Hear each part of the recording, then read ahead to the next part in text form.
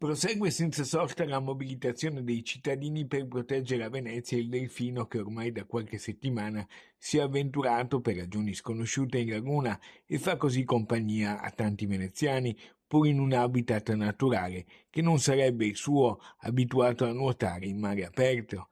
Invece fa compagnia ai veneziani che lo notano al risveglio, ma anche al tramonto intento a giocare. Ne rimangono incantati i bambini che lo salutano, ma anche gli adulti sono da lui ammaliati. Qui nelle riprese prima dei vigili del fuoco di Venezia davanti ai giardini e poi della Presidente del Consiglio Comunale Ermelinda Damiano che lo ha colto davanti al bacino.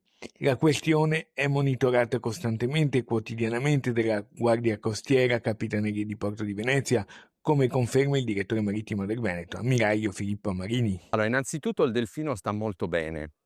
Credo che si stia cibando abbondantemente in laguna.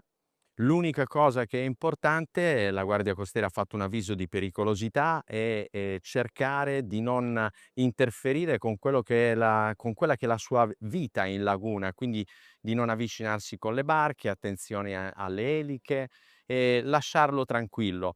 E poi stiam cercando, oltre che monitorarlo, di trovare le condizioni per poterlo poi accompagnare anche fuori dalla laguna e raggiungere il mare aperto, il mare Adriatico. Tante le partite importanti che attendono la Capitaneria di Porto Veneziano nei prossimi mesi, eccone alcune. C'è l'attenzione molto alta su tutti quelli che sono gli sviluppi a Porto Marghera. Siamo molto attenti in questo, interventi che riguardano appunto il Mose, l'utilizzo delle conche,